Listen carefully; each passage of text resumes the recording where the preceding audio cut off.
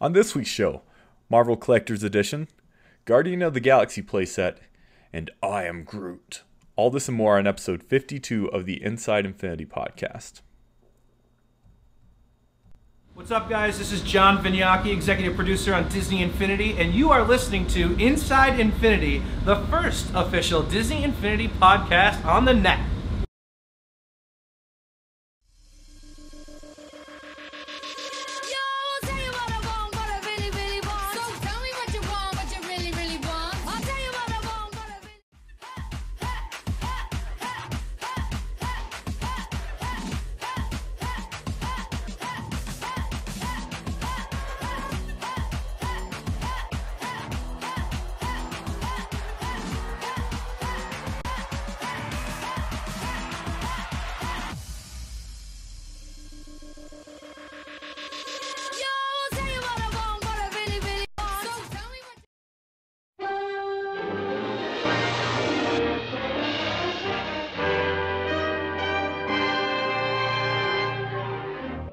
Come to this happy place, welcome.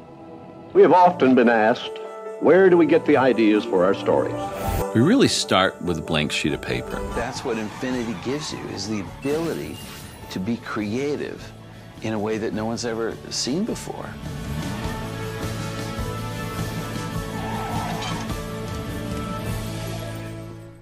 Hello, everyone. Welcome to episode number 52 of the Inside Infinity podcast. Thank you so much for having patience. We are having some fun times over here, chatting away. So, gonna go ahead and introduce the panel. So, as always, you know me, I'm Will Kelly. Next up, we have Jason Haynes, our favorite Aussie. How are you doing today from the future, Jason? Very well. G'day, Will. G'day, team. G'day, listeners. You're mixing G'day enough. You're mixing it up a little bit. Look, I'm doing last minute stuff myself here, so that's all right. Awesome. Let's introduce the rest of the team. Okay. All right. Next up, we have wearing the Infinity Gauntlet, Caesar Zamora. How are you doing tonight, Caesar? Good day, everybody. How you doing? Whoa. Pitch perfect, eh? Mate, let's do it. All right. Hey, man. Yeah, I'm here with the Infinity Gems, and can't wait to discuss the show. Awesome. I don't know what just happened to your mic, but it looks like it was unplugged. So. Oh, you can hear me though, still, right? Yeah, we can still hear you. Don't you hear, Will? That's his accent. That's his Australian talking into a tin can accent. It's awesome. I'm impressed. Okay, no, yeah, my controller turned off. That's why. Okay, the other voice you hear there, you heard one voice and you heard one laughter. So we have Sarah and Steve joining us as well today. Their video is unfortunately not working, so you just get their cool profile picture there. Hello, this is Steven, mate. No, come on, everyone's doing it. I wanted to try it too, but You got to put Vegemite under your tongue. That's how you do it. I'm not even going to attempt. I'm just going to say hi in my actual voice and not embarrass myself like someone else. Oh, she nailed it. That was a great Australian accent. She nailed her real voice. Oh, I love it. I can already tell this is going to be a fun show. We are sad, though, that we are not seeing Steve's pink shirt and Sarah's DisneyInfinity.tv t-shirt. Sadly, it's not pink. It's a purple shirt tonight, Will. You would have been proud of me. What? Yep, it is. No joking around. You're just going to have to imagine me in some sensual purple shirt. But... Every night. Anyway. My boy. Moving on. Welcome to the show. Welcome to Disney Infinity TV. This show is brought to you in partnership with the Disney Infinity Fans Forum, your number one stop for Disney Infinity community, where you can find trading, discussion, rumors, news, pretty much anything you could possibly think of. Head on over to DisneyInfinityFans.com. I almost said our website. DisneyInfinityFans.com for your Disney Infinity community. Yep, that's it. All right. Well, I'd like to welcome everyone who is watching in the chat room live. You can watch us every Monday evening, 8 p.m. Mountain Time. Let's see who we have in there. We have Bad Gamer Official. That's our buddy Lem. We have Crystal Perry, Jazz820, J Pals, Model Train Man. I'm sorry, Steve Crowlin, but your arch nemesis, Pirate Steven, is also in there. Yuck.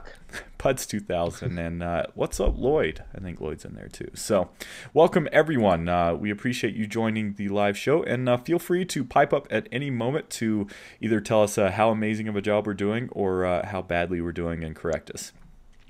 Speaking of that, we have no reader mail this week, but if you do want to reach out to us, just hit us up at info@disneyinfinity.tv. We'll make sure to read your questions or comments on the air. We do apologize if you have reached out to us and we haven't gotten back to us. We are having problems with that email, so go ahead and just resend that.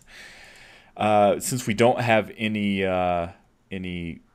fan mail, I guess we could call it, we're going to just throw out some community shout outs. So we wanted to say hello to official Benny Lego from Instagram. We'd like to say hello to Nicole on Pinterest, Nicole Guiadano, hope that's right. Then Lane Fallhauber on Twitter. So if you want a shout out, just go and follow us on any of our social networks, and you can find all of those at DisneyInfinity.tv. So with that, everyone, what do you say we get along with the show? That was quite the introduction. I'm waiting. Oh, I'm ready. Bueller? Okay, thank you. Go ahead. I thought the intro was still going. So if you haven't noticed or you haven't gone there yet, go to our site that we launched last week, DisneyInfinity.tv, where you can have a checklist of all of your Disney Infinity items. You can find people to trade with. You can check out Q-Lanu, also known as Logan's blog, DisneyInfinity.tv/blog. Among all of our videos and shows, Steve and Sarah, they posted a new show last week, Playset Potential, where you guys talked about Planes, Fire, and Rescue, didn't you? Yeah, we did. How was it? How was the movie or how was the show? You can't say the movie because that's the whole point of the show is to talk about the movie.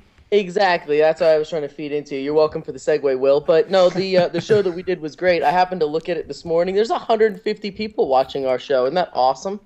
That's amazing, but I hate to say it. I think they're all tuning in for Sarah. That is absolute. That's not. Whoa. What does she add to the show that I don't add? Nothing. That's it. That's exactly. They're all right. lying to you. Yeah. She just steals my thoughts and pretends They don't want that your they're head her to own. get too big. It's the whole ridiculous. thing. But the show was great, and there was obviously argumentative points, especially towards the end, about what show we're going to do next. But we'll do one again this week. Great. I know there's been lots of people reaching out and requesting shows, so I can't wait to see what you guys choose for next episode. I have a real quick question for you. We can't do a Guardians one, though, right? Because that'd be ridiculous, being that a new set comes out.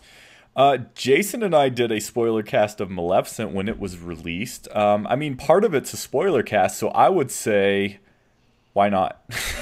make a Guardians one, and you can either just make up your own story, or like you can make up maybe like a prequel or a sequel to the show. So what I'm going to do then is we'll do our thing, talk about the movie, and then I'm going to describe the exact game that we played this weekend at Comic-Con, and then when it comes out, I'm going to be like, I'm Jason, and they stole all my ideas, and then we'll be like, that's a great move. Good episode. Look forward to it. Love it. It's like hearing your name called out on the show, don't you? With a bit of an accent. A really bad accent. Oh, Jason, you narcissist. You just like name shout-outs. Well, the reason we have such a big panel, we normally try to keep it at 3 people, but the reason we have technically 5 people and 4 cams on tonight is because we're going to be discussing nothing but San Diego Comic-Con, and both Caesar, Sarah, and Steve, they were all 3 at Comic-Con in kind of different ways, and so we wanted to have them all on and kind of discuss not only the news of the week that came out of Comic-Con, but also kind of their experiences. So first off, I'm going to throw it over to Steve and Sarah and ask you guys kind of what was your overall, not specifics, but just kind of your overall impressions of the event. I know this is not your first Comic-Con, right? You guys have been to a few of them?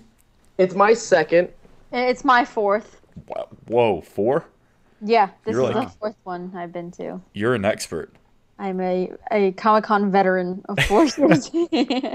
So since you've been to 4 Comic-Con, Sarah, how's it rate? Was it a pretty good one? It was weird because it really didn't even feel like Comic-Con. I mean, I had a 4-day pass, but we only went like 2 days. And it was a lot less exciting than the other years. For some reason, there wasn't as many cosplays, but the best part by far was definitely the Infinity. I'm not just saying that because we're on the show right now and I kind of have to, but it really was the best part. And I mean, we kind of dragged around our friend Jason to the Infinity, and he didn't really know anything about it, but he kind of got sucked in a bit. And we played as Maleficent and Stitch, and we had a lot of fun. But yeah, I mean, it was interesting, but it was mostly Infinity related, so it was fun. Good.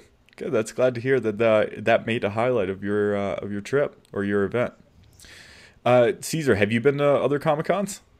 Yeah, I've been to New York Comic Con a couple times, and so it's not unlike that. I mean, the big difference in San Diego is the panels. Mm-hmm. That's what really sets it apart, and the announcements that happen there. I've kind of been following Comic Con seriously for the past few years because of the toy news that comes out.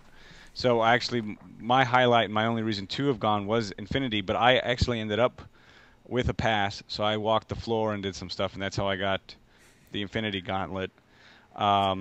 Thanks for telling us, man. It was cool seeing you. Oh, wait a minute. You didn't tell us. That's right. Well, I was there on Saturday. You were gone by Saturday. Yeah, so. But you didn't know that. Come on. You didn't know that I was there either, so... You're right. That's a good point. Works out. But it was really fun. The Infinity stuff was fun.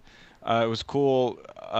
San Diego does have, compared to New York Comic Con, has like more stuff going on. So like I was just walking the floor, and then you see Matt Groening at the Fox booth. I saw Dan Harmon doing a signing at his Rick and Morty booth, and then at one point you walked by the Marvel booth and you saw Paul Rudd and Michael Douglas. Or at one point when I was trying to get my Groot figure figured out, the entire cast of the Avengers was there signing at the Marvel booth, so it was very difficult to get that to happen. But yeah, there was Captain America and Thor, and everybody was right there. So it's crazy that type of stuff happens there, and only pretty much there. That's awesome. That's really cool. I'm jealous. I mean, I was reading some reviews, and some people were saying that it wasn't as big of a show as far as some of the previous years as far as announcements go. I thought there were some pretty interesting announcements and stuff, but again, I wasn't there live, so yeah, I don't know. And it's cool that Disney Infinity had such a large presence. I don't know how it compared to last year. I think it's probably kind of similar. Steve or Sarah, can you guys speak on that at all? I don't know if you got to see Infinity at the show last year or not. I did, and I would say that it was a little bit better because this time it was in a cool building, and it wasn't in the same spot as last year, though, right? Am I remembering it incorrectly? I have no idea. So, I mean, I didn't really know about Infinity until Steven, and I met him last year, so... You know what? I'm not going to comment. I don't remember, actually. Now I'm confused with before, so I don't remember. Well, I know they had the pop-up shop last year as well. Yeah, and that's what I'm trying to remember, if it was in the same spot or not. I remember going over there, but I don't remember it being as cool as this year. But This year I thought it was so much cooler because while we're doing our test, Johnny V was right there next to us, and he was like all excited and talking, so I kind of forgot what the hell was going on because I was really excited to meet like Celebrity Man, and and that was it. So that's awesome. Yeah, they don't really have signs outside, so I mean, there's no way I would have noticed it last year at all, unless they actually had like some kind of big sign. So there was a bunch of people while we were in there, just a bunch of people like pressing their faces against the window, trying to look in on what is going on in there, and then eventually there was a huge line, so more people were interested. But yeah. Well, cool. Well, it sounds like you guys all had a lot of fun. And so the way this is going to work, we're just going to kind of run down the major news of the week, and then speak on as much or as little of it as you want. But then also, if there's a direction that I'm not heading and there's something you want to talk about, please let me know. So the first item up, so this was kind of even before the show officially started, was they finally announced some release dates. And Jason is not only lucky because he lives in the future, but he is getting Disney Infinity 2.0 before we are. So, Jason, what is the Australian release date for Disney Infinity 2.0? September 18th, which is your September 17th, I want to say. Wow. You've gotten this whole one-day conversion down. I'm impressed. Yeah.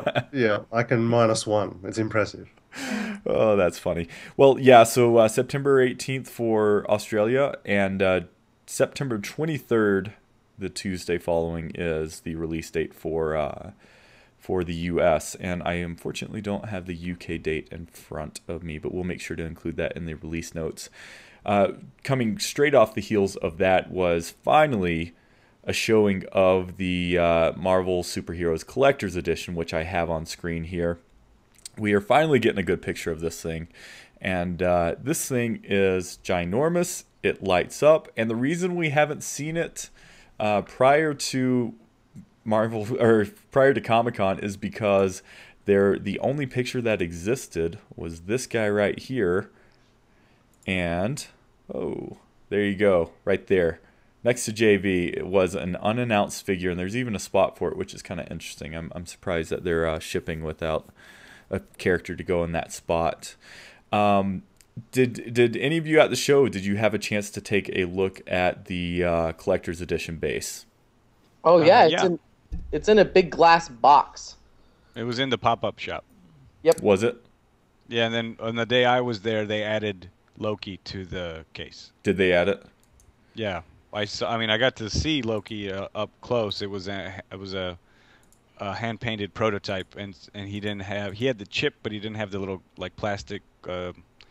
Oh yeah, the RFID see-through piece. Yeah. Yeah, he had the chip, but he didn't have that little plastic piece that goes under. So it was weird seeing it without the base. But yeah, they put that on the display eventually.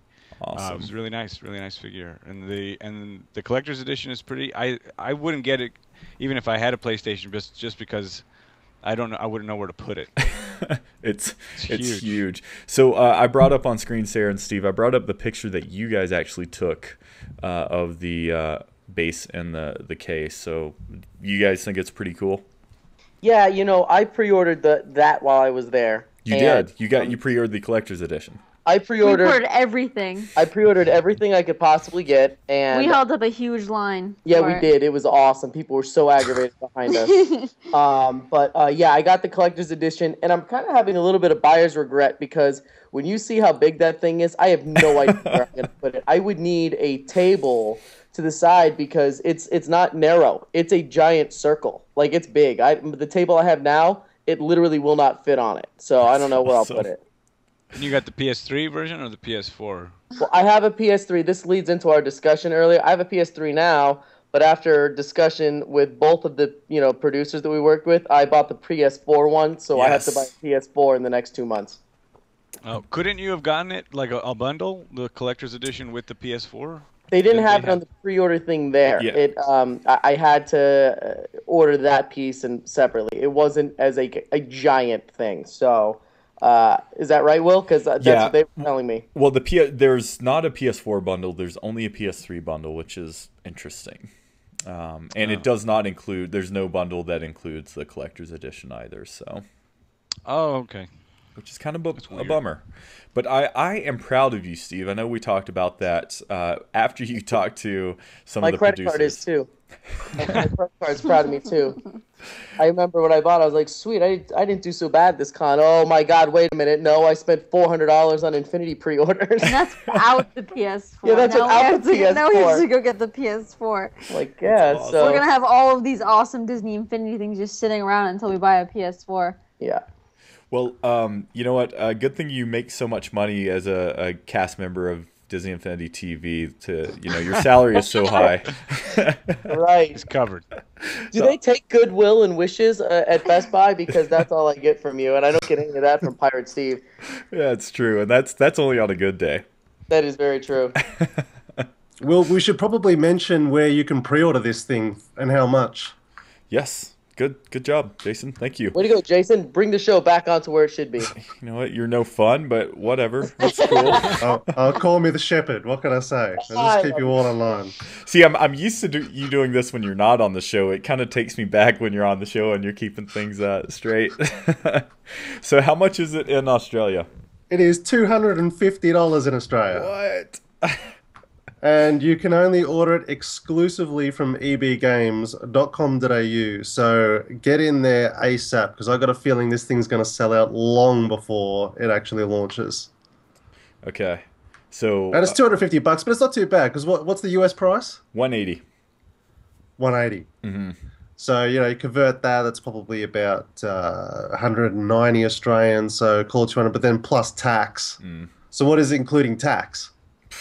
I don't know. I'm not a math. It's $193. Actually, I do know that because I already paid for it. Including tax. Yep. Yes, that's not too bad. We're only paying like an extra $30, $40. And considering how big this thing is, which I've obviously never seen it, but I'm assuming it's quite large, I assume it was an expensive thing to ship. Yeah, I would imagine too. Especially you got to make sure you handle with care. Oh, and also if you order off EB Games, you still, and I think they're doing in the States as well, or at least with EB Games Australia, you still get to choose the extra figure with your pre-order, which helps to bring down the cost slightly. That does help. And so here in the States, you can pre-order it from Best Buy, GameStop, and Walmart. And the reason that was a good segue, Jason, I pre-ordered mine from Best Buy, and mine did not include the free figure. That is something, though, I expect to change because this is a universal deal. So I expect Best Buy will end up getting that pre-order bonus as well. And is it limited edition? It's definitely limited in Australia. Like once they're sold, they're done. So the calling, I mean, it's a semantics, I think, over here, whether retailers call something limited or collector's edition. Generally, actually, the limited edition, quote unquote, is the one that is slightly less expensive of the collector's edition.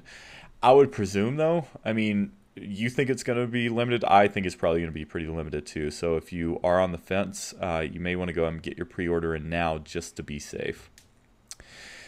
One thing I did want to talk about, because we've not only talked about a lot on the show, speculating on how much the cost of this thing was going to be, but also reading stuff about this after the announcement. $180 here, $250 in Australia. That took, I think, a lot of people by surprise, and I think it was a lot more expensive than a lot of people expected it to be. I was not necessarily surprised, but I did not think it was going to be that much. So I'm curious what the panel's take on this. Do you think, is it too expensive for someone who would be interested in buying this game or not? So Cedar, what do you think? Do you think $180 for a collector's edition is for collectors of Disney Infinity is too big? I mean, too expensive? Actually, that sounds about right. I mean, it doesn't sound like that's a ridiculous amount to pay. I mean, considering that the starter pack itself costs $75, you're getting the additional figures. I mean, the math almost works out, and it's it's a big piece, so it is expensive to ship, and it lights up. I mean, I think it sounds pretty worth it, getting the game and the toy box discs and everything. I don't know if I would do it because I literally don't have the space for it. Like, I don't have, but it does look cool, and I did try to pre-order it for my brother because he has a PS4, and that's how I was able to get Groot. But like something happened, and for some reason it didn't go through. Interesting. Right. But I still got Groot, so it works out. Hey, that works. Logan or Pirate in the chat, I know there was a post on the forums where someone kind of broke down the cost. Go ahead and type that in there if you remember what that is off the top of your head while we go ahead and send it over to Sarah and Steve. What do you guys think? Do you think this is too expensive for collector's base? I would say yeah. When you look at what it actually is in person, yes, it is big and it's big to ship. But honestly, what you're looking at is a giant piece of plastic, and I learned just now that what it is it lights up, and it holds the characters. The size of it's pretty awkward. It is beautiful looking, but to be honest, when I'm like what Jason is, I'm just a big collector, and if I go through this and there's one piece that I'm missing, I'm going to regret it. So I didn't even think about it. I didn't even really look at the price because I had a line 30 people deep behind me, and I was just clicking yes on everything. And then when I saw the thing at the end, I'm like, oh my God, I didn't realize that this was, $100 more than the actual game. And then I had sort of buyer's regret, but I went through it anyway. And I actually entertained the idea of canceling it and then just ordering the other one because of the price difference. But for a display that size, I guess you could say it's definitely an amazing piece of, whatever you would call that. But I don't know. I don't see it being really worth that price difference. What about you, Sarah? What are your thoughts on that? Hold on, I'm sorry. Am I getting this wrong? It's the collector's piece that comes with the characters and the game, right? Correct. Right. Yeah. Yeah. Okay. So what? The game is like what? 60? $75 plus $45 if you count the 3 extra characters. Games. Right. So, I mean, it's. I don't know. Hold on. Because I was just calculating it, right? Lloyd in the chat is saying that the base alone kind of breaks down to about $60. Oh, okay. So yeah, not 100. I said 100. I was including all the other nonsense. Yeah, $60 seems a little. I don't know. That sounds. I mean, that sounds kind about of right. Yeah. I mean, you're just being cheap, Steve. I was just about to say that. See? Oh yeah, I'm the cheap one. That was a joke. You spent $400 on pre-ordering.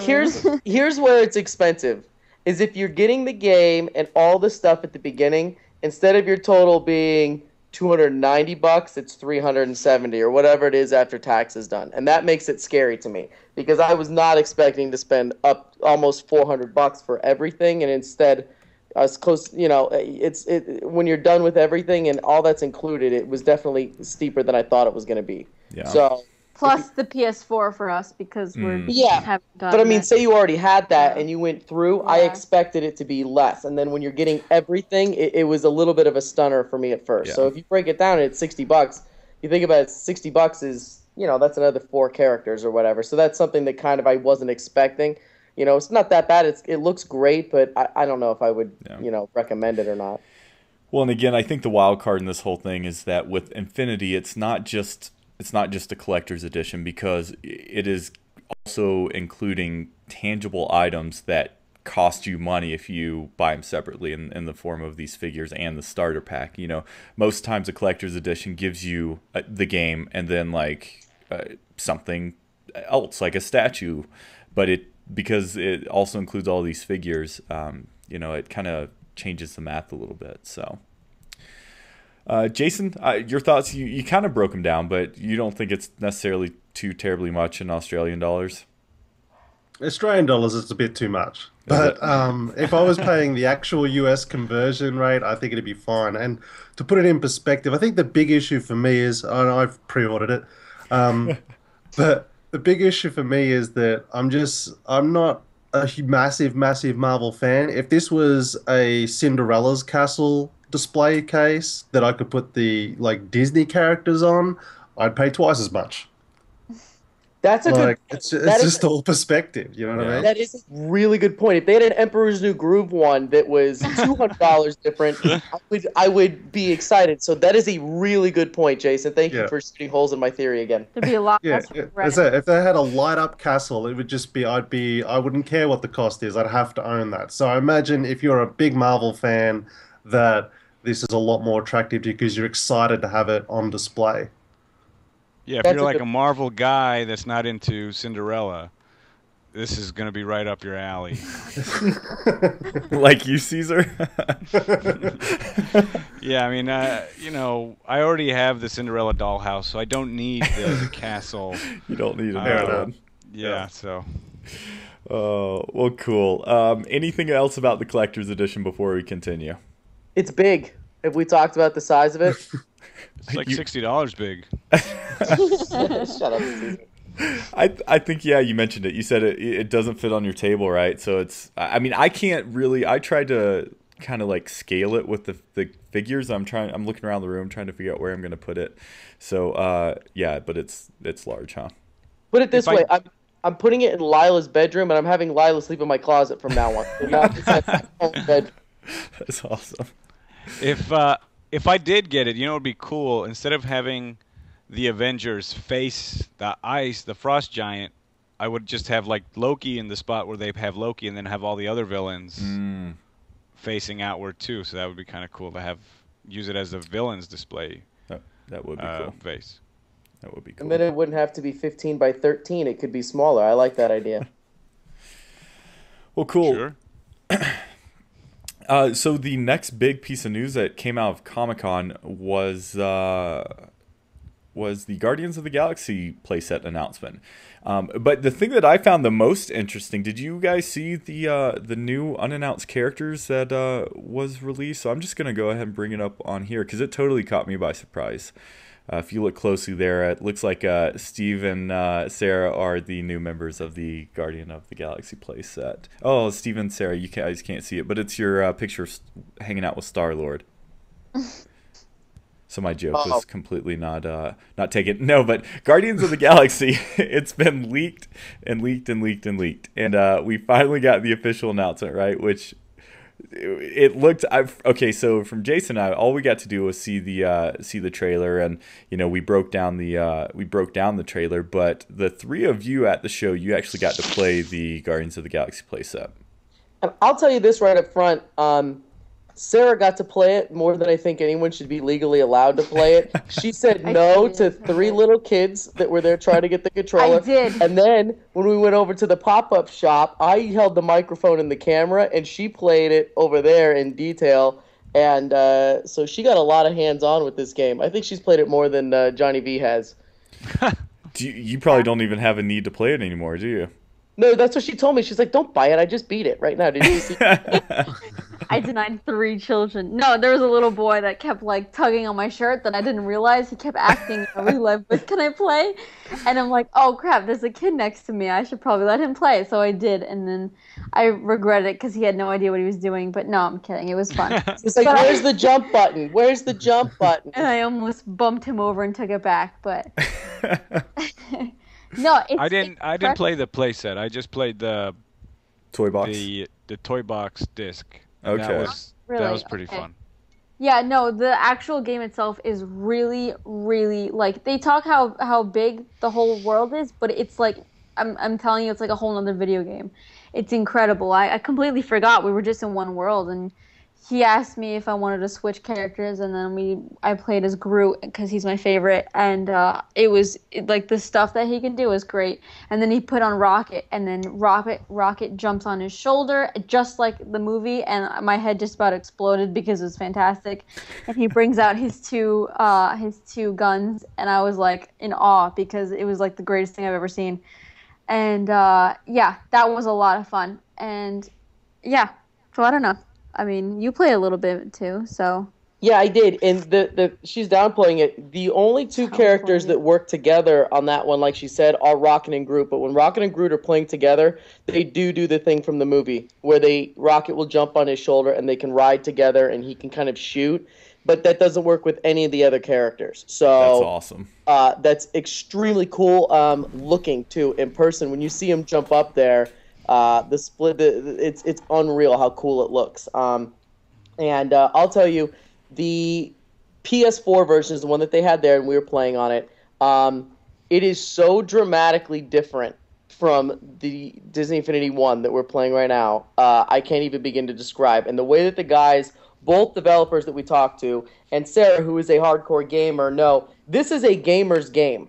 It is much more in depth. The controls are slightly more intricate. They have that skill tree, which is I love that because I mentioned it to one of the producers or one of the guys, and I said it's just like the Batman because Batman does the exact same thing. That's what she was comparing it to a lot was the Arkham games. Wow. It's a lot more detailed, and the things that you do, you can still play it the regular way, but if you play it the way that we play, Lone Ranger and all these other ones, it's a fraction. It is so much more in depth. I'm excited because I'll actually get into it, but I will be honest. I'm intimidated because you know me and my 22-hour marathon to beat cars. I'm also intimidated and a little bit freaked out for a kid. And I play with Lila all the time, and I'm telling you, she is going to struggle hard to figure out how to make the most basic things work on here because it's not as easy as playing Mr. Incredible, and then after 5 minutes, hey, you get his second move. And then after a little while, you get his third move, and you do all this stuff. You have to really earn things, and to move around in the menus is so much more different than before. It's it's amazing what they did, and the game is spectacular, but I can tell you that the marketing behind this made to Marvel fits the game. This is a gamer's game. And when I brought this up on the video interview, you can hear him, and the guy admits it. Whoever his name was, it Michael, the second interview we had, and and he said that is absolutely correct. We definitely made this more intricate, and to make it more family friendly, we made the toy box a little funner. So the way he said it is almost like Sure, the game is going to be great and really gamer related, but if you have kids, maybe the toy box is where you want to play. And that's. Did he use the word funner? No, it's a joke between Sarah and I. Okay, good. I've seen on the show before too. It's an inside joke, but but Steve, it's the Guardians of the Galaxy playset. If it's as difficult as you're saying, it'll be perfect for you to do in the 24-hour marathon, and you'll get halfway through it.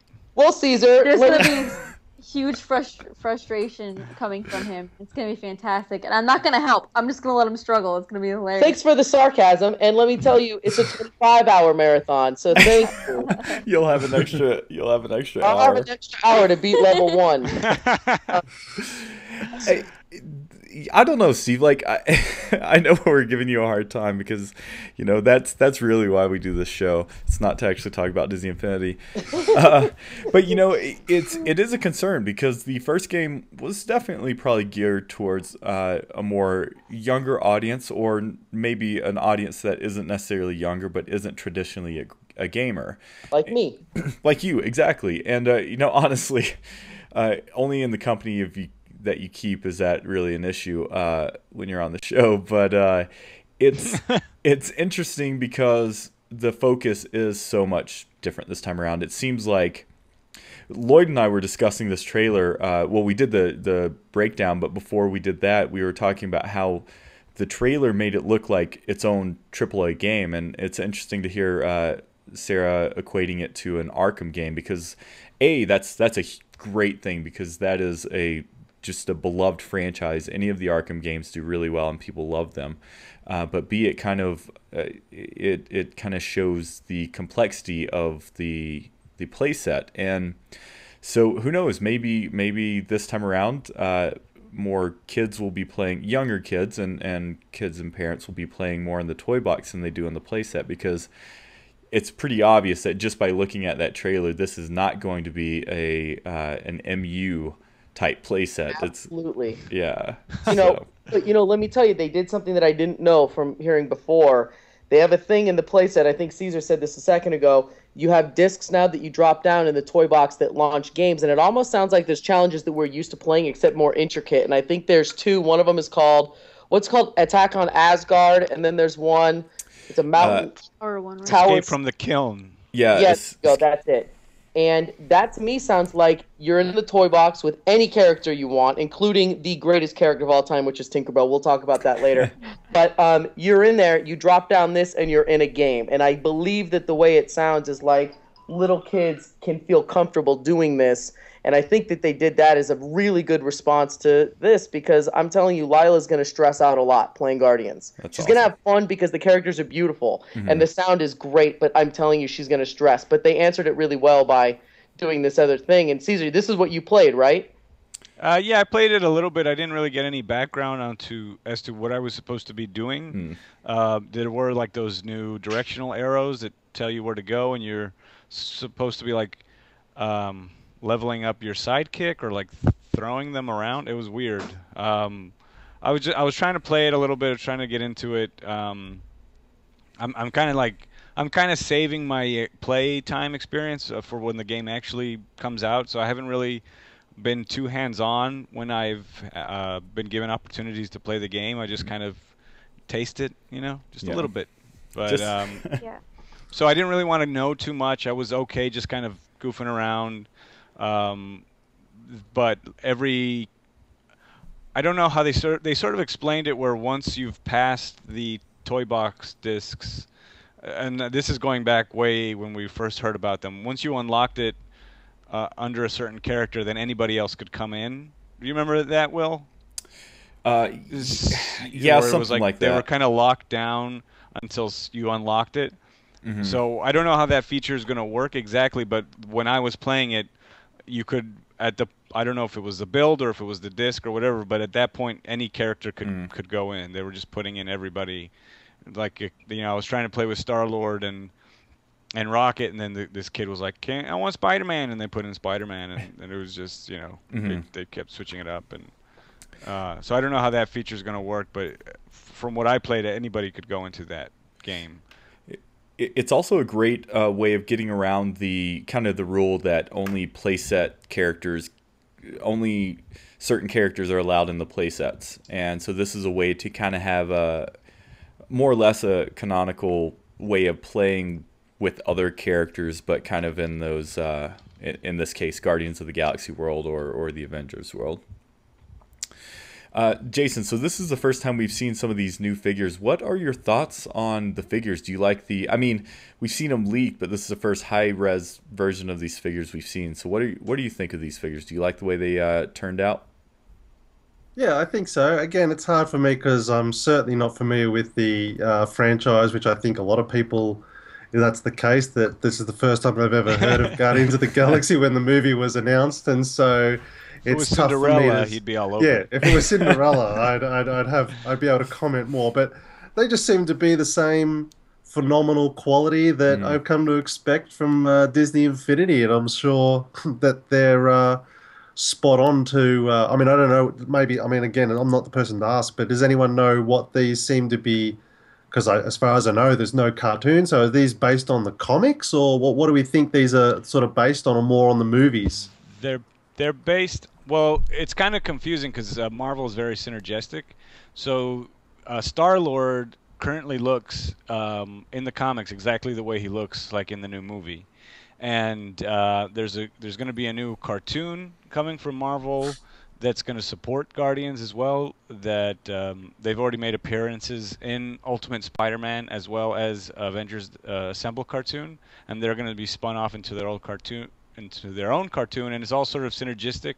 As far as I can tell, the voices that we saw in the trailer, I think, are the same voices from the current version of the cartoon. Okay. But it looks like the story is sort of based on what's happening in the movie. Since Ronan, the Accuser, is the main villain in the new movie. Okay. Yep, that's what it sounds like. That's what it looks like. We did ask that question. Remember, I asked him, the producer, I asked him if the game is based on the movie, and the voices were the same, and he said that the only voice that was the same from the movie is Samuel Jackson, right? Yes. Okay. And the rest of them, they got kind of imitation ones, which were really good because I actually couldn't tell the difference at first. And I can't remember what he said about the story, but spin-off, side story. Yeah, it's a side story. It's in the video. I remember that we took based the on video, obviously, he was saying movie style stuff, and that's why the voices were so similar to the ones in the film. Yeah, but they went as close to the movie as they could. That's cool. I'm trying to catch up on this lore, so I've recently started reading the comics, and although it's different, it does kind of seem like there's some similarities there, at least in their personalities and stuff like that. And that's a great point there, Sarah. So you and Steve, you guys took some video and audio at the show floor, so check our YouTube channel if you guys want to see both playing in the Guardians playset and then also in the toy box. So that's Guardians of the Galaxy. We also had some other, it was just basically the announcement of new figures. So this one, we're going to consider it an announcement. So JV and Brian Nelson, they tweeted out on the show floor, they tweeted out that an unannounced figure was on the show floor. And we saw this, this picture before this tweet, and a lot of people were speculating that it was in fact a Disney Infinity figure, and it turns out that it looks like Baymax is going to be a Disney Infinity figure. Chances are the Elite Hero is also going to be a released figure, and looking like they're both going to be toy box characters. So, but that's kind of cool. I don't know, that figure looks pretty cool to me. I like the way it looks. Yeah, and he's like 6 feet tall on the floor. So when JV told us, he's like, "Did you see him? Did you see him?" I'm like, "Who?" He's like, "The hidden character." I'm like, well, it can't be Baymax because that guy's taller than us. So we went back to the floor. I called you, Will, like spazzing out, like we have to find him. There's a secret character somewhere. And then you're like, yeah, he said it. I'm like, that's not a leak. That's he tweeted a picture of himself next to it. Right. But he did that like the next afternoon. Like, yeah. Ask Will. I called him right immediately afterwards, and then like 18 hours later, there's the tweet. I'm like, there it is. Yeah. Yep. That's which was kind of funny because again, you're like, you sent me the picture before you even told me that information. You just thought it was a Baymax character. I mean, you did say, yeah, it kind of looked like a Baymax character. Well, yeah, he has the base too and everything, and the art was slightly different. But when he was like, it's hidden, I'm like, it's not that hidden. It's not that hidden. We literally took a picture with it. Yeah, they have a line of people taking pictures with it. I'm like, come on, is that hidden or what? But yeah, so that's that. He looks cool. We even said that before we took the picture. We're like, oh, it kind of looks like an Infinity character, and then we took it, and he's like, oh, it's hidden. Like we said that already. We're way ahead of you, man. That's hilarious. I would actually I would go so far as to speculate that we might get a big Hero 6 playset.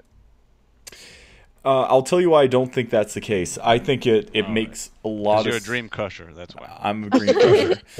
No, the rumors are saying that it is falling under the Disney Originals section and not the Marvel Superheroes section, which personally I think is a little weird because it is a Marvel franchise. But that's the only reason I'm disagreeing with you on that. I really hope I'm wrong because I would love a playset like that. Well, I think that but I was aware of that fact too. So my speculation is that there's going to be at least maybe 1 or 2 Disney-themed playsets, or am I wrong? Has there been a confirmation that there aren't going to be any Disney playsets for this new game? No, there hasn't been. It's weird. That's why I thought that would be a contender since the movie's coming out. It does make sense too, as even if it is kind of on the Disney original side as well, it could totally be considered a Disney playset in that categorization as well. Well, how many playsets we got right now? 3. Like announced, it's 3. So we're arguably there's probably going to be at least another 3 playsets, not taking into account the potential for DLC add-on playsets. So I would tend to concur that it makes sense to me that they seem to be pushing all the Marvel out the door as quickly as possible in a big initial launch, and it would make sense to me that the back half of releases would be all Disney related. So, and I don't know what are there any close to being released Disney films coming out outside of Big Hero 6 that we know of? No. So, I mean, that's a good chance then. Live action film, which is April of next year or whatever, and that's it. So, no. And we got to presume that Disney Infinity 2.0 is going to exist in the timeline of this next year. Well, and I also think they've got the foresight to try to plan ahead and avoid the Frozen thing from before, and going to try to do the playset. I mean, that's the one thing we talked about is how they sort of missed the boat on there by doing one and not the other. And I think that they probably will, especially if the characters are like that. I can see it being totally in the realm of what they're doing. And honestly, it fits in with the genre. Marvel, superhero, flying super characters. It kind of fits with what's going on to the same group. And I think that it makes total sense if they did. Yeah. Yep, I agree. Yeah, that's a great point, is they missed the boat on Frozen, so hopefully they won't make that same mistake with Big Hero 6. Continuing on, some other new characters that they announced. Caesar, you were right, man. You were right all along. You asked JV at E3, and he dodged the question, but we got some, I'm showing Green Goblin, Loki, and Ronan, the Accuser, on screen right now. So we are getting villains in Disney Infinity 2.0, which is... cool.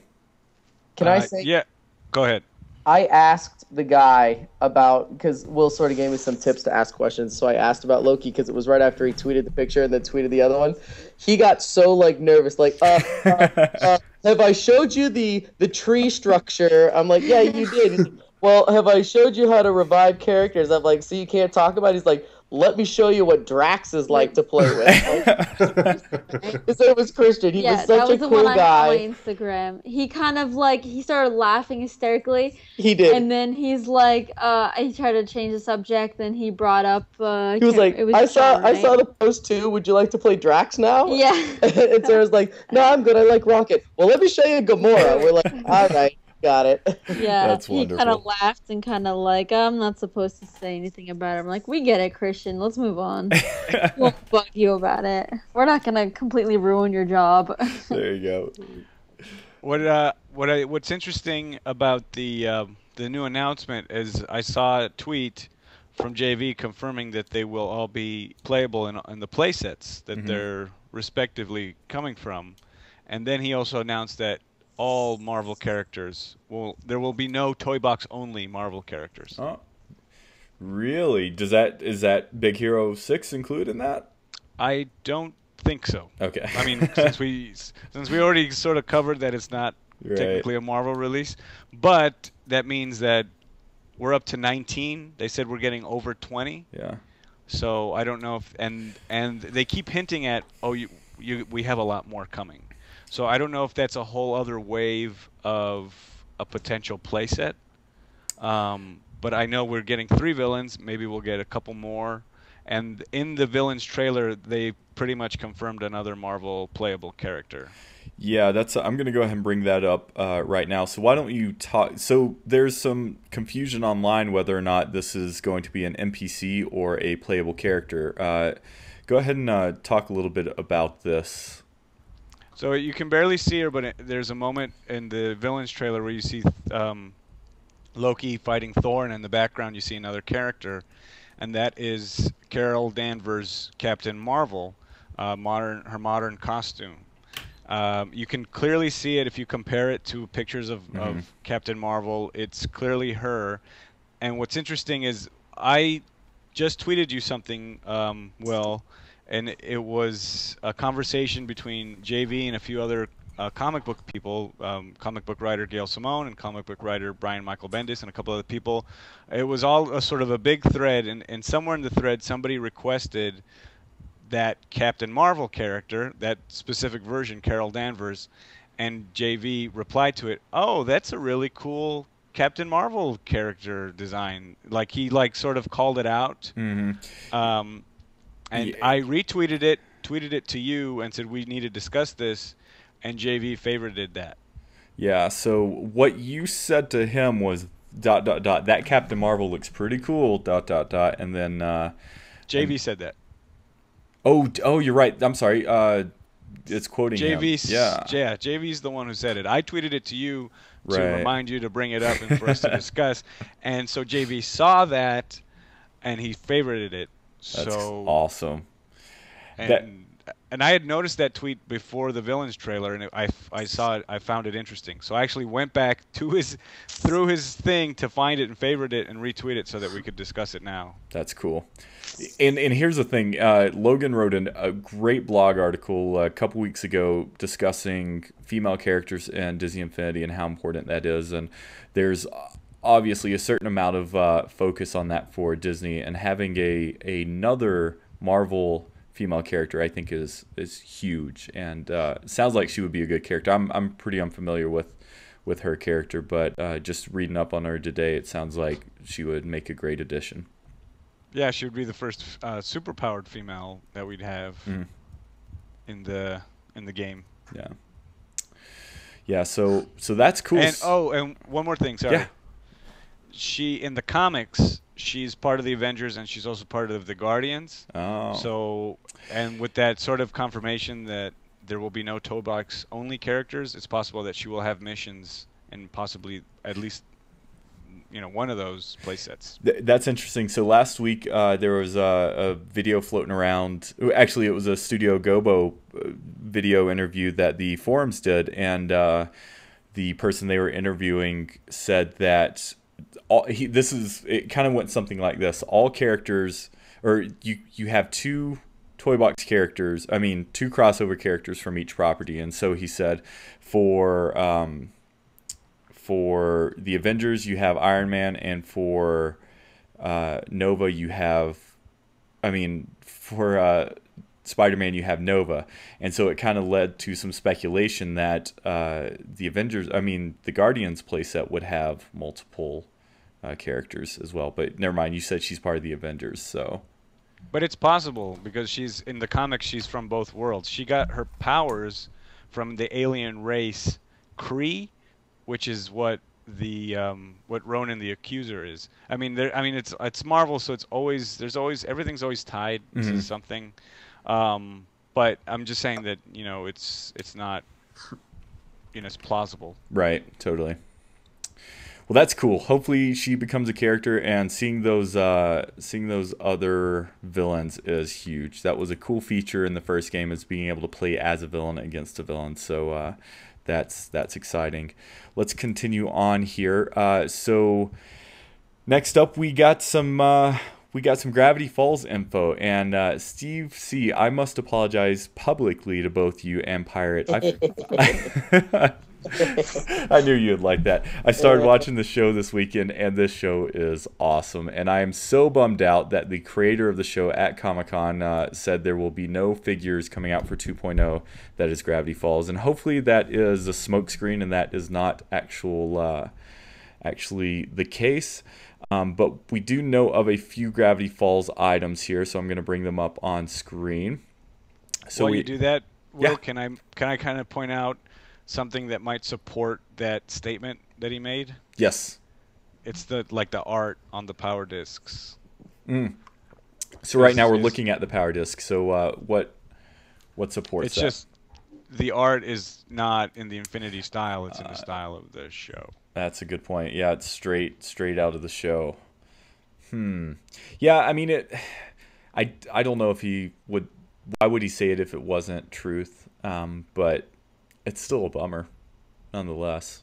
I know a lot of people were really excited about that. So, I have two questions. First of all, Steve, I hear you drinking. How big is the water bottle you're using tonight? Since I can't see. well, first off, Steve's Steve's not here. I'm texting Pirate right now about it. So, how big is the water bottle? I can't tell. It's a Trente Starbucks bottle. It's smaller than last week. Okay, good. You're stepping it down a little bit, so you're not going to be peeing on air. So the second question I have is, have you gotten to the part where Mabel goes, "You like turtles? I like turtles. What's happening here?" Have you gotten to that part yet? I asked Pirate today if that is where his name came from, and he said no. I saw that. I about died laughing. I was in tears. I was like, "Lila, did you see what she said?" I love that part. So, okay, good. Yeah, it's great. I love the show. I mean, I literally am addicted. I watched 5 episodes straight yesterday, and I'm gonna do that after the show. Where are you watching it, Will?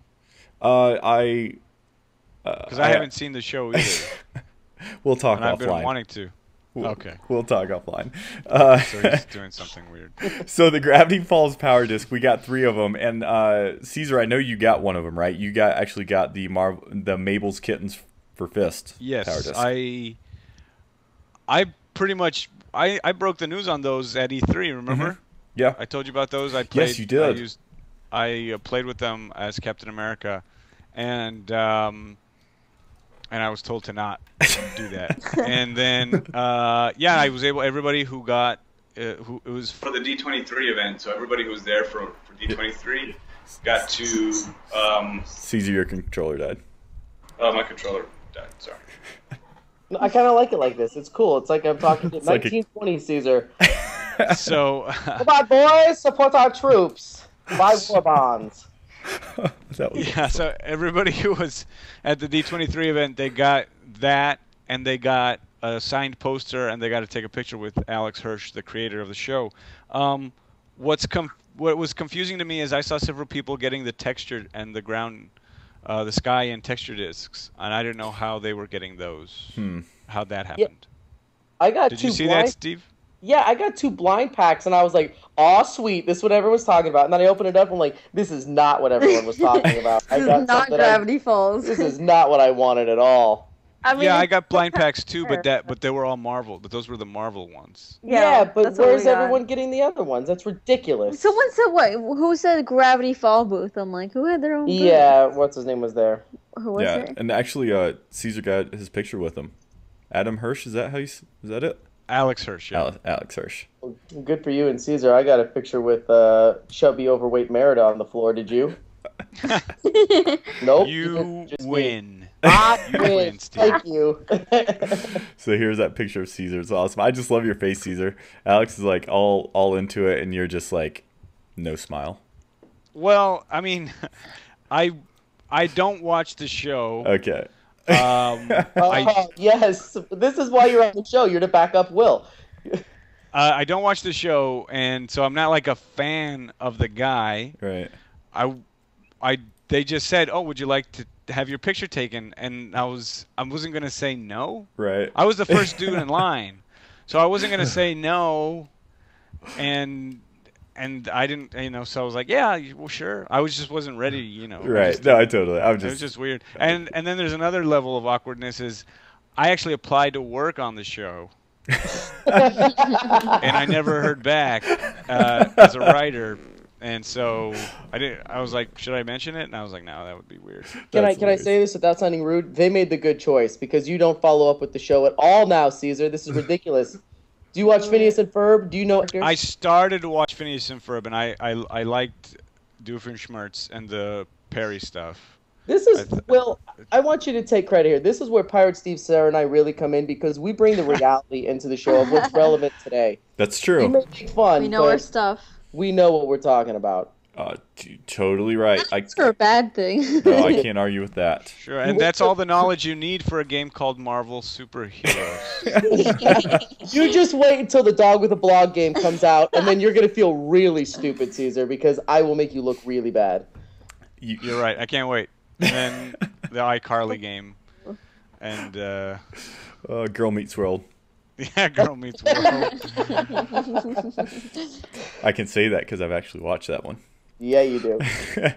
Wow. So now we're going to talk about the toy box part of the game. And yes. I know that the three of you, all three of you got to play it. So this is what's going to happen. You're not going to see it on your screen, but some new items that were shown off, and let me know if you've seen them, and then after that you can kind of give your impressions of the toy box. So first off, we got some more Disney stuff. We got Cousteau's sign from Ratatouille, which is awesome. Did you guys have a chance to see that by chance? Yes. That's cool. Thanks for letting me know. I've seen it online. I don't know if that's what Steve meant, but I saw all this stuff online, but I didn't see it in person. Steve and Sarah, did you guys see any of this in person?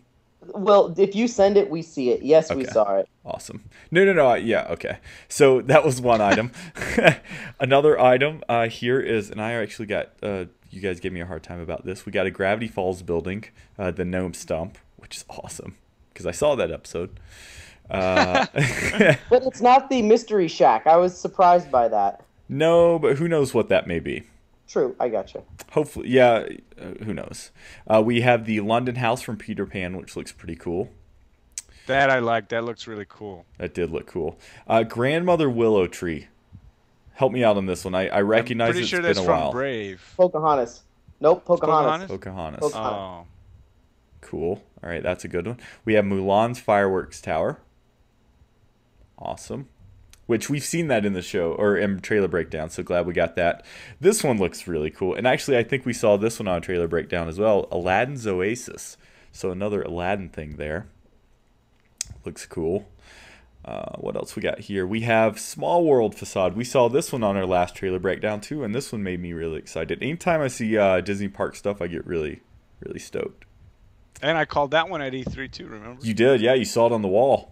So we also can know that this show has revealed that Caesar's the new Jason. I called it. Wait a minute, where is Jason all of this? I feel like he's not in this. Jason called. I'm watching, listening, enjoying. You know what's really funny? I just thought Jason was really interested in what I was showing on screen because it looks like his camera has frozen, and he just has this grin on his face, staring. I was in another world. I apologize for that. No. It's literally frozen.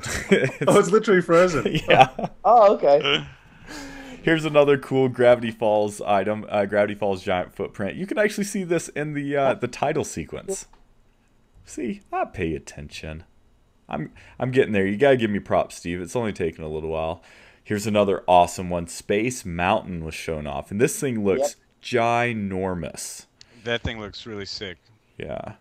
Having been inside it with the lights on, I know what it feels like. We did show your picture last time on the show.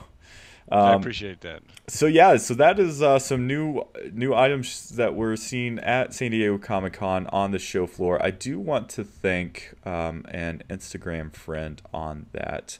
Got to get back to. So those were taken by Instagram user Aldo1718. So Aldo, thank you so much for posting those and allowing us to show those off. So guys and girls, what did you think of the toy box? Because you both had a chance to play around a little bit with that. Wait, the other things, he also showed Big Hero 6 stuff. That's true. Did you see I did that? not. Yeah, sorry, I'm bringing that back on. So here is the San Francisco Bridge. Thanks, Caesar. Well, I mean, I just meant, you don't have to show it. I'm just saying that is a confirmation in and of itself of there's definitely going to be Big Hero 6 presence. We just don't know to what degree, but I mean, that confirms that.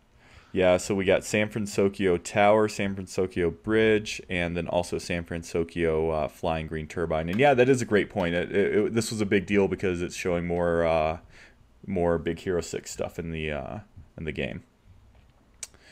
So, Caesar, I know you had a chance to play the toy box at E3. Sarah and Steve, this was the first time you guys had a chance to play in the toy box. What do you think of some of the not only improvements that you saw, but maybe some of the things that you guys found out while talking to people? Okay, I'll split this up because Sarah got to play a little bit more than me. I want to talk about the characters, and Sarah can talk about the functions, the builders and stuff, because she played a little bit more with that. I got to play all the characters and see them, and I am blown away with how great these new characters are. Maleficent is amazing. She doesn't run that fast, but her power is spectacular. I, of course, am most excited about Merida, and I got to play and hold the character and play her. And I expected nothing more than Merida to be the end-all, be-all because I'm so excited about it. And I was completely blown away with a surprise hit. And Tinkerbell is going to be, and this is, Johnny V told me this when he was standing there because the toy box on display that you could play was used the whole entire time. So he had to wait. He asked us, he goes, did you guys get to play Tinkerbell and Maleficent yet? I'm like, not yet. And he kicked the guy off pretty much when he was done with his interview and got us over there. It was actually during the interview. It was during the interview. He jumped in. He hijacked Yeah, he did. It was fantastic. Awesome. And so he jumped in. He's like, let me show you how she flies. And we got in there, and he told us, and what was his quote? He goes, behind the scenes, everyone calls Tinkerbell the female Iron Man because she flies extraordinarily well. She's fast, really fast, agile. It's great, and she has, I believe, what he said, one of the strongest weapons or attack modes. He said that she's spectacular. So we started playing her.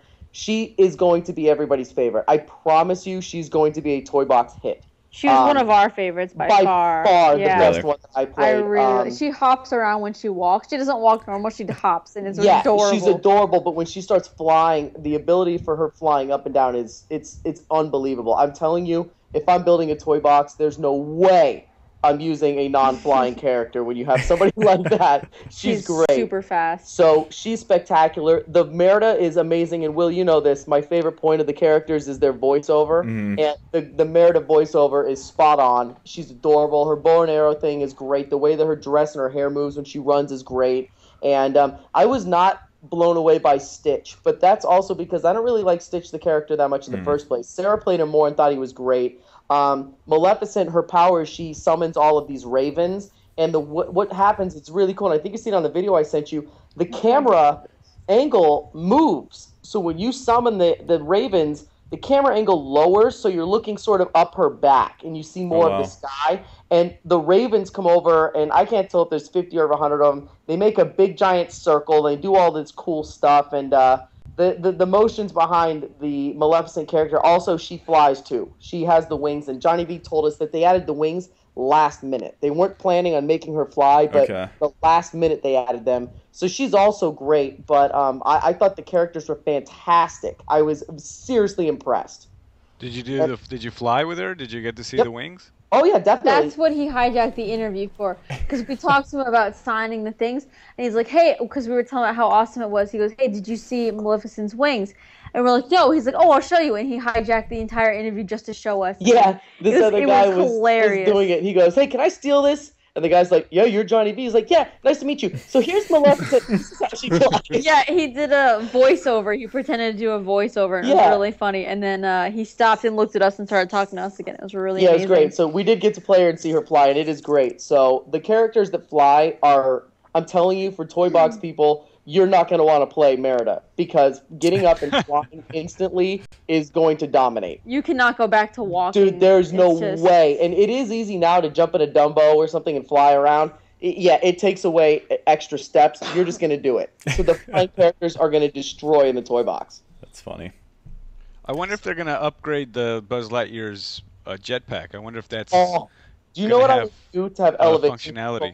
Yeah, I would do anything to have Buzz with elevation control instead of just going straight. I don't know if they will, but these new ones are going to be great. And then Sarah got to play all of the stuff, and she got to use the builders, which I think is fantastic because I hate building tracks. Yeah, that's for sure. I mean, they had the treehouse one where I was kind of like confused because describe what they do. Well, yeah, it's like a template. You put it down and it builds the entire thing for you.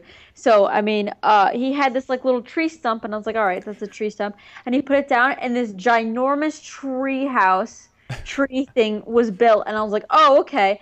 And, you know, Steve and his frustration of building tracks is completely resolved now. He put down this like I think it was actually Johnny V who did it. Yeah, it was. He put down vacant space on your square. You have a builder that builds a racetrack, and you put it down there, and it fills up all of that area for you. That's awesome. Yeah, and he says that you don't even have to put, for whatever it is, like you always have those interactive things. Whatever you do now is when you put it down, it automatically starts. So if you put a racetrack down, he put down the start part, and when he put it down, the entire track was automatically built. And all you do is drive up to it, and you you just press start, and that's the whole thing. You don't have to put like a whole start thing. So it was really awesome, and it's a lot less frustrating than normal. But it's like, I mean, it's incredible because it's just all automatically done. And I mean, the only ones we saw were the racetrack and the tree thing that were built, and it was like incredible because when we watched the tree being built, it was like, whoa, I didn't expect that, because you know you don't see it being built until it's actually built. So even the Christian guy was explaining us how builders work. So and, well, one of the questions that I kept on asking is the one that we had before, which is actually a hot topic, is PS3 versus PS4. And they had both producers that we worked with had very passionate responses behind it. And they both said that the differences between PS3 and PS4 are huge. And when you get into play the Toy Box and you play with these builders and all these new pieces, you can see why. Because the what do you call it? Is it like the CPU usage, whatever you call it when you're using a thing, RAM? Memory. Whenever you're doing it, there's no way that a PS3 is going to be able to handle the thing as fast as the PS4 that we used. If you put down too many townspeople, it like starts to freak out. You know, now this thing just, it takes over. So I can just tell you that was very impressive to me. They have the scale thing too, where it shows you how much of your toy box is full. And it has that little scale. And I asked him if the templates and the builders actually fill it up even more. And he said it kind of depends. I can't remember what he said, but it's in the video. And he said if you use it either before or after, it fills up more. And I think he said if you use it after, it fills up more. But yeah, that was the whole thing. Steve, I can't remember what you said, but you kind of quoted how much larger you can build on a next-gen system. Do you remember what that was? What did you say? It was like 5 times as... It was 5 times is the number that they both said. And to me, that's a game changer to me. If you've got all of these pieces, it's kind of like having a PlayStation 2, not a PlayStation, like an iPad 2 versus a new one. You can't really get the new apps. It's like, oh, you don't have the right visuals. You don't have all this stuff. To me, it seems like, sure, you can use the PS3, but you put down one of these things, and you're not going to have, your memory or whatever you're calling it, the RAM, to do anything else. And they were very, adamant. They were like, because we talked about it before, we thought, okay, the differences are going to be sort of smaller. The visuals aren't going to be as good, but, it's minimal. It's not a high-def game. It's still, drawing style. It's sort of cartoony.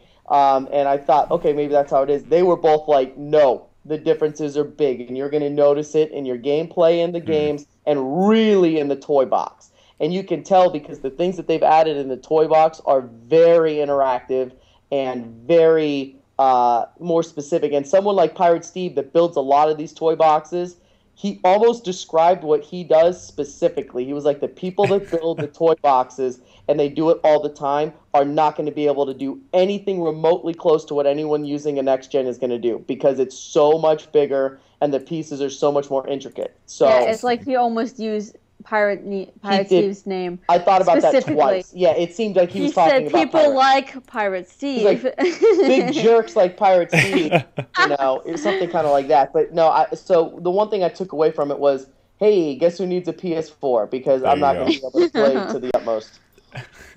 Did you guys see the Merida or Stitch toy box discs? No, the only discs we didn't actually see any of the discs because they didn't put them down. We physically saw them, but they wouldn't let us play them.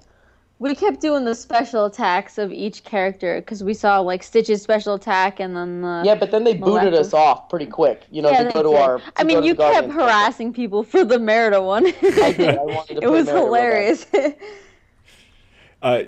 Caesar, did you have a chance to play with those discs? No, I mean I didn't really. They did. I tried. I went over to ask, and they said we don't have those discs. Interesting. Out. Yeah. So I thought he mentioned that they did at some point, but I don't. But maybe I misheard him.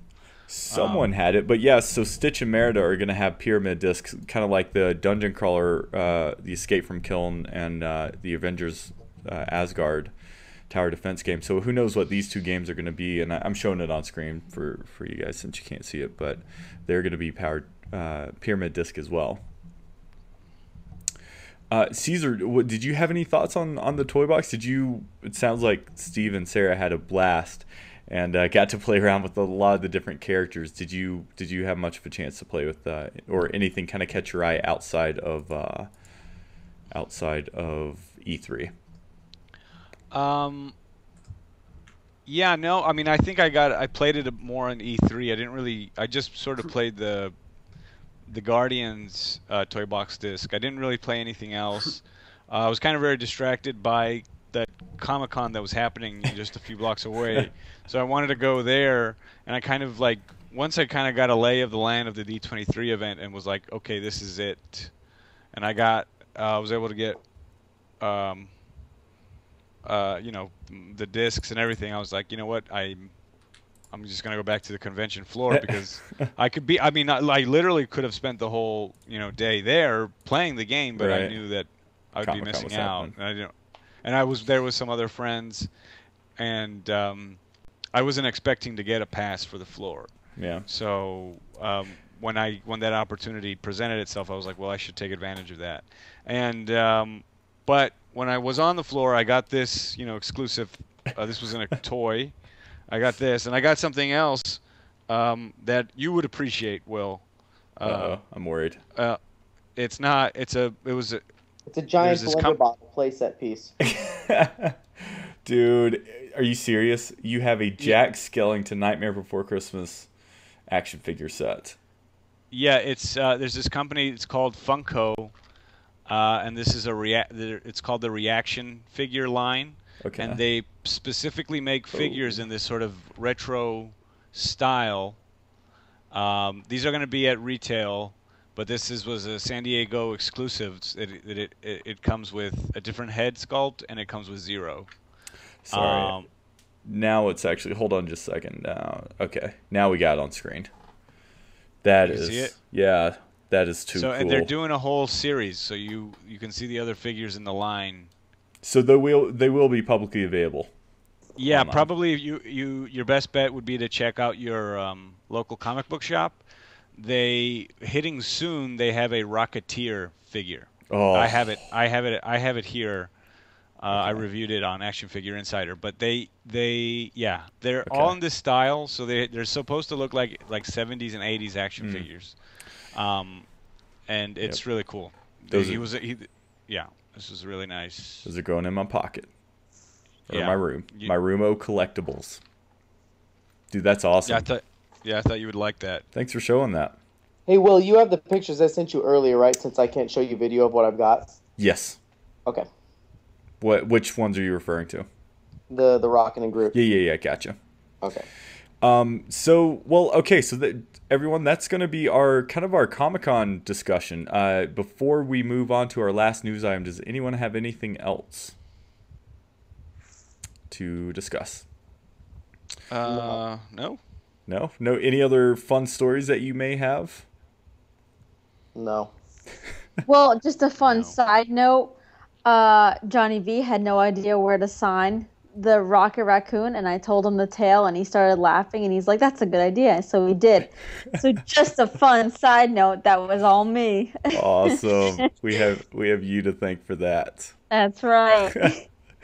So something happened to Jason, and I'm really bummed out about, because he had another fun event this last weekend, and that was, we discussed it a couple weeks ago. It was a Marvel Fun Run, and at this particular event, they had some Marvel presence, and Jason actually, and I'm really sorry for all of you on the panel, but they had a life-size box of the Disney Infinity stuff. So what I'm showing up on screen right now is a life-size box with all three of Jason's girls wearing Spider-Man mask, and they look like figures, which is just too cool. Yeah, that's awesome. So that was photo number 1, and Jason also has himself in there. Of course, you know, he has to ham it up for the camera. So here's Jason wearing his Donald hat. Can you hear me, Will? Whoa! Yeah, I can hear you. I was just being silent. What? Why? Well, on my screen it's spinning. Why didn't you speak up sooner? I don't know. I was just enjoying it. I'm like, yeah, totally. That did happen. And not only did it happen, but JV was jealous. It was funny because I went in the booth and I'm like, they're like, squat down. I'm like, I'm not squatting down. Look at me. Like, I got to stand up. I got to own this. And like, no, get down. I'm like, what are you talking about? And so I'm actually sitting down on a box, and I don't know why, because I'm looking at the photo. I clearly could have stood up. They're like, no, get down and get closer to the glass. I'm like, all right. So that was the stupid pose I did, but I've got another one, but I'll post that on the blog. I'm going to write a blog post up probably today. We'll see. But it was a lot of fun, and unfortunately, it was a perfect Melbourne day, which kind of sucked because, as you can see, there's a lot of reflections on the box, and that's kind of unavoidable. But for anyone, this thing's going to tour around the country. So if anyone's interested in getting their photo inside the Infinity box, then I can't guarantee, but there's rumours that it might be at the Royal Melbourne Show this year. Also, EB Games Expo in Sydney and Armageddon in Auckland in New Zealand. So it has the potential to show up there, and I'll let everyone know on the blog if that's confirmed. But you definitely want to get your photo in this thing. It's kind of cool. That is just way too cool. What else? What other Disney Infinity stuff did they have there? Well, they had it was the first time as Australians we got to see the 2.0 figures on display, mainly Marvel. So I got some really cool photos of those. Thankfully, I'm in the know, so I was able to sort of get some shots without the glass behind them. I didn't get any free figures though. I was unfortunately. It was a super busy day, incredible amount of people there. Like, it was unbelievable how many people were there. And obviously for Run Melbourne, not for the Infinity, there was a steady stream of line of people wanting to get the photo in the booth. People seemed kind of jazzed about the Infinity. It was obvious that a lot of people had never heard of it before because everyone was like gawking at the figures, like, "Oh, can I buy those?" I'm like, "No." Yeah, it was a really cool event, and it was good because it was my first time of seeing them myself. I've seen some of the figures, but I certainly hadn't seen the Galaxy figures, so I got to sort of see. I think I saw most of those. I don't know, but anyway, check out the blogs. There's some really cool. I did some really cool macro shots with some of them. So yeah, check that. And you tweeted even a few of them out today, and they look sweet because they were really high quality. I gotta ask you this, Jason. Did it seem like a lot of people knew what Disney Infinity was? No, not to me. I think, if in fairness, it wasn't like you could sort of see in the reflection. It wasn't really necessarily advertised as a Disney. I guess it kind of was, but it felt more Marvel. And I think like all the branding was very Marvel. So I think people were just jazzed, and there was like Marvel superheroes walking around and stuff like that. So I think it was more a Marvel pitch necessarily. It wasn't all the tent wasn't branded as Disney Infinity yet. Everything in the tent was Disney Infinity. Gotcha. So you were bummed there wasn't any Cinderellas walking around. Yeah, yeah. That's why I have to travel to Disney World. So, or were you just bummed? don't get that. Yeah. I was gonna say, were you bummed that no one recognized you as the movie star you are? Oh, everybody recognized you. Well, I had to wade through the fans just to get into the box. What are you talking about? Okay. It was the most comfortable thing in the world to put out a Donald Duck hat when everyone else was shooting Marvel and don the Donald Duck hat. I'm sure everyone knew exactly what was going on there. That's hilarious. Too funny. So you also have some other Australian-related news. Do I? I thought you did. Tell me about the EB Games Expo. That's what I was just saying. If you want to get your photo in the box, check out those 3 events. That's the potentially that's going to show up there. It's not confirmed yet, but I got a feeling it might show up there. So definitely the EB Games Expo one, because that'll be indoors, I dare say. So you should be able to get some really cool, well lit shots. Okay. Yeah, that will probably be cool because you can see it's lit up pretty well. Oh, it's really cool. Like in person, it's a very impressive thing. So, and I could have stood up with just a slight squat. And I'm 6'4", so it's like a big space too. It's wheelchair accessible. So, and you could probably easily cram 4 or 5 people in there. So it'd be, I think it's have some really cool, fun shots. And then, so if you are going, make sure to get your photo and upload them on DisneyInfinity.tv in our community artwork section. We'd love to see them. Yeah, that should be your green screen background, so it looks like you're constantly mint on card. Look for that next week. I might just do that. Awesome. Well, Jason, while you're at it, why else would people want to take? Would that be considered a selfie? Yes, I will allow it because it is Infinity related. You're a generous soul, Jason. Yes, thank you. Well, good. So go ahead and explain what that giveaway is. So currently on the show or on the site, we have 2 giveaways. This is one of 2. So tell us a little bit about this one. I know you talked about last week, but just give people a reminder. Yeah, so we've got a full set of Disney Infinity 1.0 crystals to give away to an Australian or New Zealander who signs up within the first 30 days of our website launch, so as of last week, and puts a selfie of themselves with their favorite Disney Infinity 1.0 figure on our site. They're in the draw to win this full set of crystals, which is in my house now, which is really scary because I got to hide it from my kids so they don't damage it for you. They're not signed, but I can sign it for you if you'd like. Because you are a superstar. Yeah, so it's super simple to do. You just got to register. In fact, today or tomorrow, I'll actually produce a video and I'll post it on YouTube, giving you a step-by-step guide on how to actually post that selfie if you're not 100% sure on how to do it. So I want to make it as simple as possible for people to do, but it's super cool. It comes in... Well, it doesn't matter. But they're all mint, brand new, in box, full set of crystals, every one of them, and that's really cool. So you can just go to our main page. We have the Enter to Win section. You can click on that, and then it will take you right to all of the rules and info, and Jason will also post the video there. Yep. Cool. Thank you, Jason. So that was our giveaway number 1. Giveaway number 2, actually, it is time to announce the special anniversary edition of... We're calling it the anniversary edition, the custom Agent P Evilos figure. So here it is. So we had a few requirements. You had to be a member of the forums. You had to give us some info about the anniversary show, and then you also had to tell us a little bit about one of Logan's blog posts. And so the winner of this picked at random was tagged. So that is the username. So it's TAGG3D. Got all the answers correct. And so you are the winner of the custom EVOS figure. We'll reach out to you and try to get your info. But if not, go ahead and email us info@disneyinfinity.tv to give us that, or reach out to us on the forums. So congratulations to Tagged.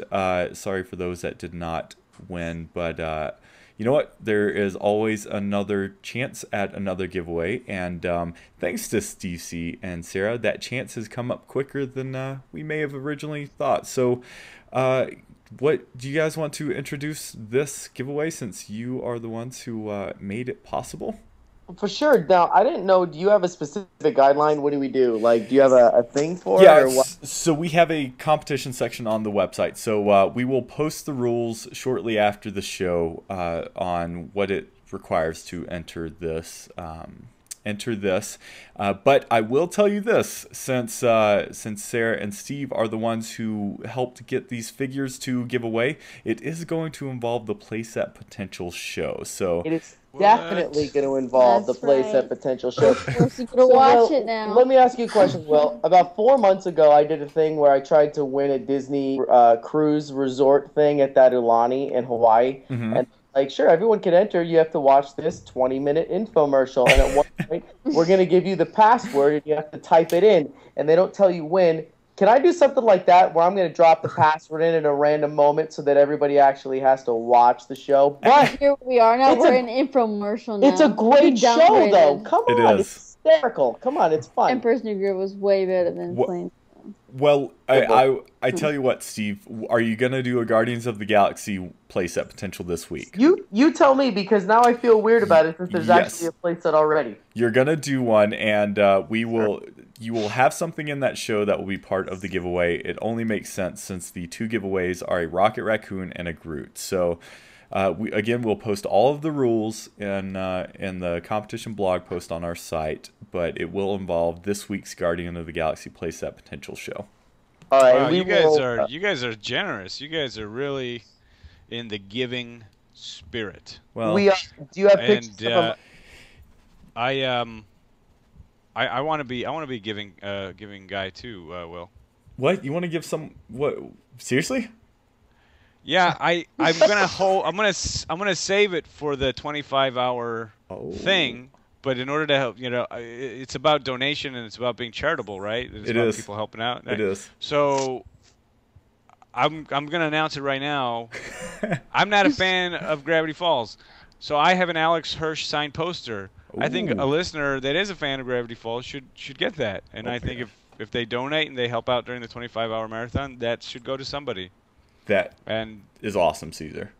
Yeah, and I also have my Rocket Raccoon poster that I got. I think I'll save that for the 25-hour marathon as well. Man, I'm not going to frame that. You rock. You rock. That's that will be happening. The details are scarce on it right now, but that will be awesome. An Alex Hirsch Gravity Falls for a Gravity Falls fan would just be epic. Thanks. So don't let me forget about that. We'll talk about that after the show, Caesar. Sure. Yeah, thanks, Caesar. You just reminded me this year to donate under a fake name, because last year Will was like, "Oh, people on the show don't get to win," and I was like, "There goes my $400 donation right there." So next year I'm going to donate under the name something else. Yeah, I like. You donate to me $400, I'll give you the Alex Hirsch. I'm texting you right now as we speak. Sorry, Will, I don't have that anymore. Never mind, I take it back. That's funny. So this giveaway is a Rocket Raccoon and a Groot. So this is two individual giveaways, and we have the packaging for them, but they are opened because here I'm showing Rocket Raccoon's tail, which is signed by none other than the man himself, Mr. John Vignacchi. And then we also have a Groot, and Groot's base is signed. And although the positioning of that signing may not be as cool as the Rocket Raccoon, according to Sarah. Thanks to Sarah. But according to Sarah and Steve, Groot was your favorite character that you played with, so that is a win in and of itself. Yep, definitely. And we did have to open those up, and you could tell he had not signed them before, because he was like, where do I sign these? And I'm like, I don't know. You're the creator of the game inside it. So Exactly. I why are was you like, asking me? maybe the foot or the tail. Yeah, so it was cool, but yeah, so they're both signed and you could see it really well. So Great. Well, that's so awesome and so generous of the two of you donating those to the show. We really appreciate it, and really excited for some fans out there to get their hands on a Groot or Rocket Raccoon figure. So thank you both so much for that. no. Thank you, Will. We're completely invested in this show if you have not seen our shirts. Obviously, and you're hosting. So I think that is going to wrap up the San Diego Comic-Con show. We are planning, I know I've promised it a couple times, but because this show is ran late, I wanted to make sure we discuss everything mentioned at Comic-Con. We are planning to have a Marvel primer, and Caesar will actually be coming back on the show for that. So for those that are not as versed in the Marvel universe, then that will be your opportunity to learn all about Marvel. But that's not going to happen tonight. Just stay tuned. You can just keep checking back the show or check our Twitter. We'll let you know ahead of time when that's going to happen. So... but that's it. Do any of you have anything else to say about Comic-Con that we didn't either cover or things that you remembered? Sarah and Steve, we have lots of your photos. Actually, and Caesar, we have photos of all of your time at the show on our blog. So if you want to see some more of those photos, there's some really fun and funny ones there. Make sure you check out the blog for that. But anything else, any other stories or any other fun things that you want to talk about before we kind of end things here? No, thanks again for letting us come on and talk about it. The only other thing is, I do that other show, the Media Meltdown podcast, and we'll be talking a little bit more about the Disney stuff, but not really more than we talked about here later on. But I had a blast, and I appreciate you doing the work to get us in there. That hands-on thing was great.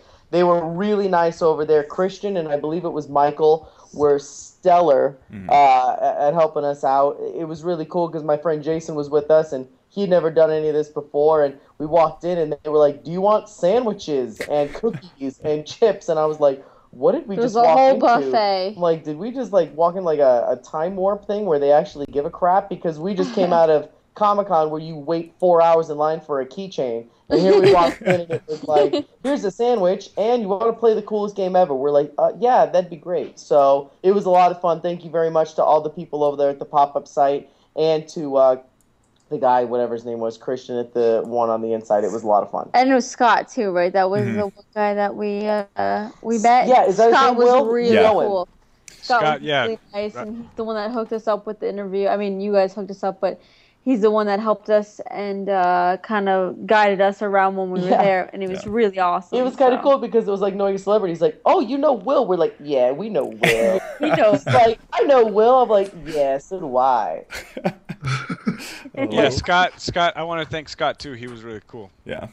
He was very helpful as well. That's really cool to hear. I met him at E3. Actually, Caesar and I, we both met him together at E3, and he's awesome. So I was stoked that you guys got to meet him. And I also spoke with Mike. You're one of the producers, the two of you got to talk with, but Christian's new. So that's awesome. Yeah, I mean, they work their tails off at these events. So it's, yes, it's part of their job, but it's still a lot of hard work. And so I know when I was at E3, I really appreciate everything that they did for me. And it sounds like Sarah and Steve, you guys did as well.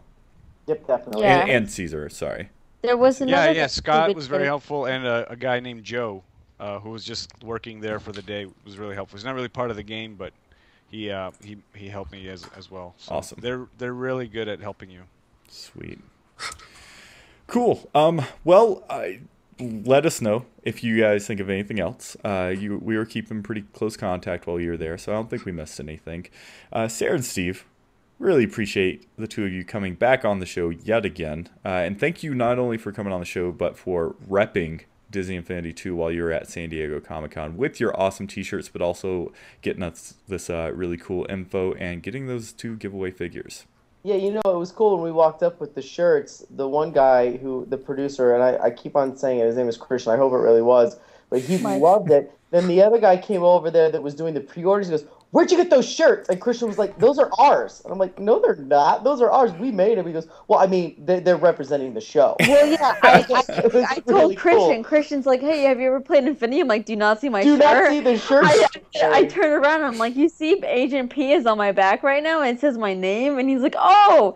And then we walked away and another guy was like, where did they get those shirts? And then we turned around. We're like, we made these. Yeah, another guy was asking about where to get those shirts. And I'm like, yeah, you That can't. guy was pretty cool You too. We can't. don't know his name, but yeah. Ask Will for merchandise because I want an outside Infinity shirt. Oh, your wish is my command in the near future, my friend. All right. So again, thank you both so much. Really appreciate it. And it's always a blast having the two of you on the show. And thanks. And nice meeting you, Caesar. And Jason, it was good to talk to you for 13.4 seconds. Thanks for tuning out for the whole show. That was awesome. Really specific. And check out the Place at Potential show with Sarah and Steve, starring Sarah and Steve. We will probably be releasing one of those this Thursday, so be on the lookout for that. Caesar, Mr. Marvel. Can I call you Mr. Marvel with your Infinity Gauntlet? Or would you be Thanos right now? I think I'd get sued if you called me that. Okay. Well, I'm going to call you Mr. Infinity. Sure. That's awesome. Let's go. Hey, you have an Infinity Gauntlet, so that's. I'm wearing the Infinity Gauntlet. Did you see Josh Brolin came out during the Avengers panel and he was wearing this exact same? Well, not this one, but the same one. No, that one. That exact one. Yeah, it was this one. Yeah. So thanks, man. Thanks for having me, and I'm glad I was able to provide for the show, help out. I support it. I love it. I love the game, and I because of you, I was hooked up with a lot of the figures, so I owe the show a lot, and this is great. Well, great to be here, man. Anytime. Well, we appreciate it, and we always love having you on the show. And you will be back for the Marvel Primer in the very near future, so people will get to see you soon. But also check out your actionfigureinsider.com site that you write for, where you do figure reviews, right? Yeah, I write for actionfigureinsider.com. I have a blog there, and I will be reviewing Groot and Rocket later this week. I'll put it up there, and yeah, so you can see what I think of the figures. But thanks for having me. Jason, was nice speaking to you, and nice to meet you, Steve C. And Sarah. The lady. Sarah. You've been on the show with her for an hour and a half. I'm just playing. Right, but I haven't seen her. So that's true. That's true. Yeah, next time, hopefully, if you ever let us on again, I will have a regular webcam. This is ridiculous. I can't see Jason's face. This is not the same show. Well, no one can see Jason's face right now, so it's not your fault. Oh, okay. Jason, sorry we were having some issues with your webcam. Don't know what happened with that, but glad that you stuck it out until the very end and told us about your Melbourne day. That's no problem. And check out DisneyInfinity.tv to check out all of the hard work that Jason's been putting into there. Make sure you check out DisneyInfinityFans.com. And thank you again for the sponsor of this show, Evilos Customs, who donated that Evilos figure for the giveaway, that custom Agent piece. So thanks everyone who listened or after the fact or listen and watch live. We really appreciate it, and we hope you enjoyed this episode of Inside Infinity, episode number 52. Until next time, we hope your week is filled with infinite possibilities.